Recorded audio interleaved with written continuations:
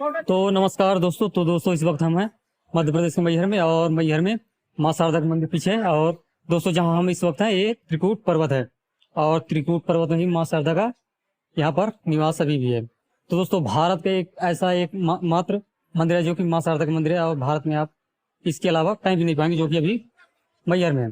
तो दोस्तों इसे शक्तिपीठों में गिना जाता है, और माना जाता है कि आल्हा रुदल इसी जंगल में जब घूम रहे थे वो, तो उन्हें माँ शारदा का मूर्ति मिली, और उन्होंने लगभग 12 वर्षों तक तपस्या की, और इसके बाद माँ शारदा ने उन्हें दर्शन दिया, और माँ शारदा ने उन्हें अमर तत्व का वरदान दिया।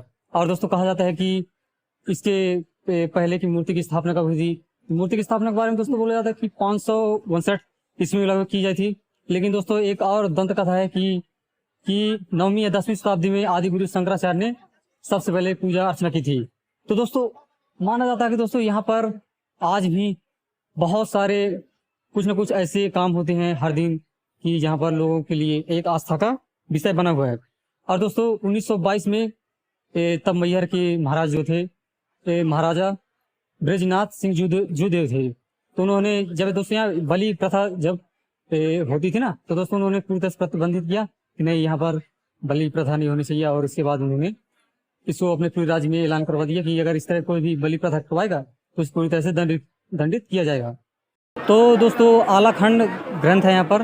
तो आलाखंड ग्रंथ में दोस्तों लिखा हुआ है कि जब पृथ्वीराज चौहान से आल्हा उदल की लड़ाई होती है, तो इसके बाद उदल तो उनका भाई वीरगति प्राप्त हो जाता है, लेकिन आल्हा ने दोस्तों पूरी तरह से वैराग को प्राप्त कर लिए थे, और उन्होंने संसार के माया मोह को दोस्तों छोड़ करके पूरी तरह से उन्हें सोचा कि नहीं मुझे अब वैराग करना है, और उन्होंने सब कुछ छोड़ दिया। और उन्होंने जो उनके गुरु थे गोरखनाथ, उनके कहने पर दोस्तों उन्होंने पृथ्वीराज चौहान को माफ़ कर दिया था, और पृथ्वीराज चौहान दिल्ली की ओर चल गया था।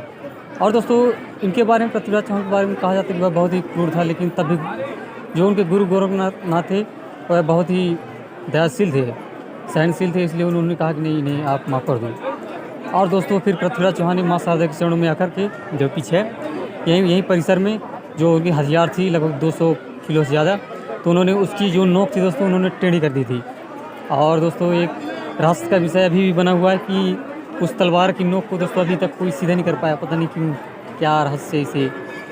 तो दोस्तों आल्हा उदल के बारे में जितनी आप कथा अलग अलग सुनेंगे बहुत ही कम है।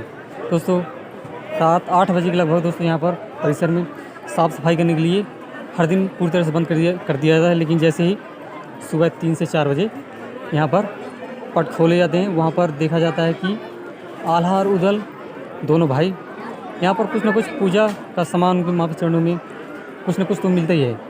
और यहाँ पर नेशनल मीडिया, कई सारे मीडिया न्यूज़ हैं, उन्होंने उन्होंने रिसर्च किया, कई सारे इक्विपमेंट जो भी साइंस के होते हैं उन्होंने लगाया, लेकिन उनको कुछ भी नहीं मिला। और दोस्तों कहा जाता है कि माँ शारदा आज जिंदा है।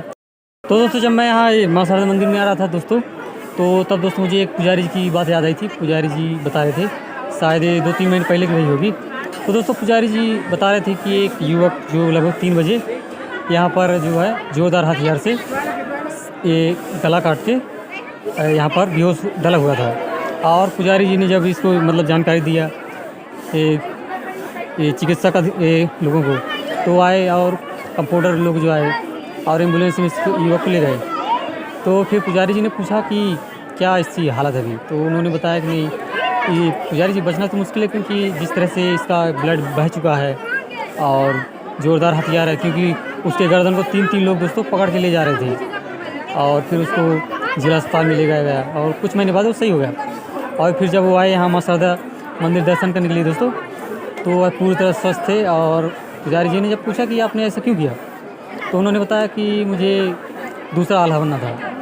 तो पुजारी जी ने कहा आप दूसरे आल्हा बन चुके हैं, क्योंकि अगर जिस तरह से आपने ज़ोरदार हथियार से और आपका पूरा ब्लड बह चुका था और आपने इस तरह से प्रहार किया था, तो बचना तो मुश्किल था।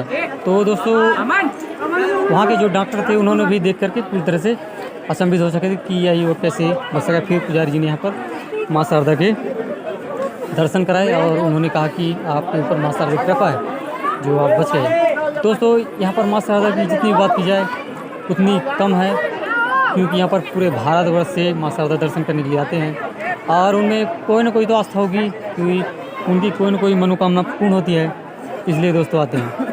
और दोस्तों आज भी आप जो भी मीडिया न्यूज़ होते हैं ना दोस्तों, आए यहाँ पर कवर करने के लिए, लेकिन उनको कुछ भी नहीं मिला।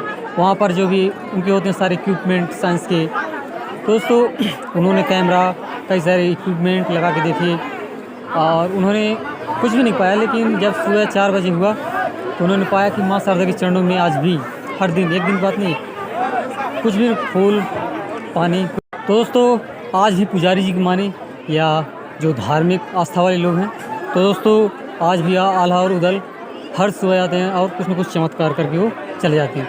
तो दोस्तों इनकी गाथा जितनी भी गाई जाए बुंदेलखंड में उतना ही कम है, क्योंकि बुंदेलखंड के दोस्तों उस समय के दोस्तों ये ऐसे महान वीर योद्धा थे जो पृथ्वीराज चौहान जैसे महान योद्धा को भी उन्होंने हरा दिया था। तो दोस्तों कैसा लगा वीडियो? अगर वीडियो अच्छा लगा तो प्लीज़ दोस्तों चैनल सब्सक्राइब कर लेना, ताकि इस तरह की वीडियो और आपको मिलती रहे।